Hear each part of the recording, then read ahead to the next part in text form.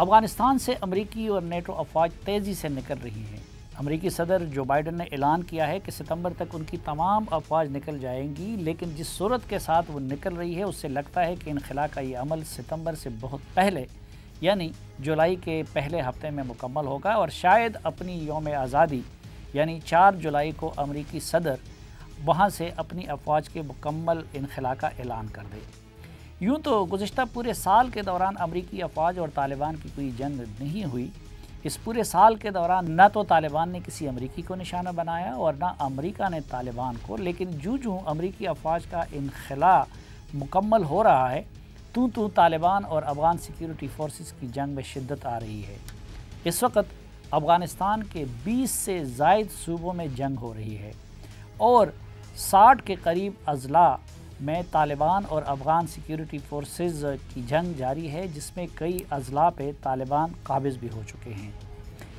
پاکستان میں پچھلے 20 سال کے دوران یہ تاثر تھا کہ فساد کی جڑ امریکہ اور نیٹو افواج کی موجودگی ہے، اور جب غیر ملکی افواج افغانستان سے نکلیں گی تو سب کچھ ٹھیک ہو جائے گا۔ لیکن آج جب امریکی افواج نکل رہی ہیں تو پاکستانی حکام محسوس کر رہے ہیں، اور شاید بالکل درست محسوس کر رہے ہیں، کہ پاکستان کے لیے خطرات کم ہونے کی بجائے بڑھ جائیں گے۔ پاکستان کوشش کر رہا ہے کہ طالبان اور افغان حکومت کے مابین مفاہمت کا کوئی راستہ نکلے، لیکن بدقسمتی سے ایسا ہوتا ہوا نظر نہیں آ رہا۔ پاکستان کے لیے افغانستان کا معاملہ کتنا سنگین اور خطرناک بن گیا ہے، اس کو سمجھنے کے لیے یہ سمجھنا ضروری ہے کہ اس وقت پاکستان سے کون کیا چاہتا ہے۔ اس وقت امریکہ پاکستان پر دباؤ ڈال رہا ہے کہ وہ طالبان کو جنگ بندی اور افغان حکومت کے ساتھ مفاہمت پر آمادہ کر لے، لیکن طالبان ماننے کو تیار نہیں۔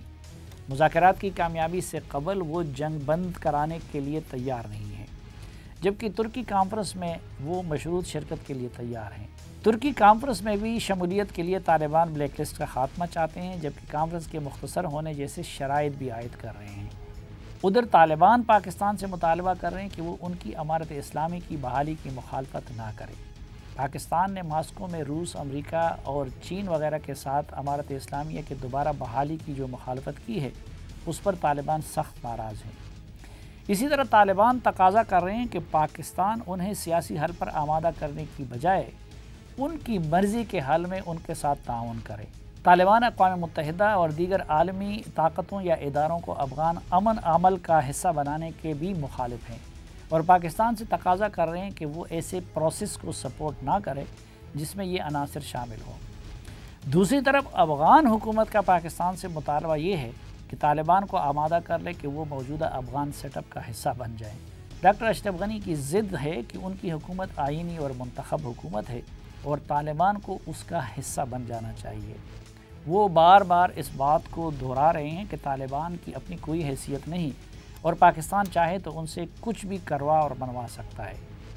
حامد کرزئی، عبداللہ اور دیگر افغان رہنما ڈاکٹر اشرف غنی کے رویے اور ضد کے بھی مخالف ہیں، لیکن پاکستان کے کردار کے وہ بھی ناقد ہیں۔ یوں اس وقت پاکستان کے لیے ایک مشکل صورتحال بن گئی ہے۔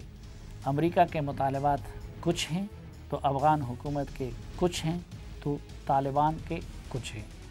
یہ پاکستانی قیادت کا امتحان ہے کہ ان حالات میں وہ کیسے ان تمام فریقوں کو راضی رکھتی ہے، اور اس بحرانی کیفیت کا کس طرح مقابلہ کرتی ہے، اور مختلف ممالک اور طاقتوں کے ساتھ مل کے کس طرح وہ رستہ نکال لیتی ہے کہ جس کے نتیجے میں افغانستان کے اندر امن اور استحکام آئے۔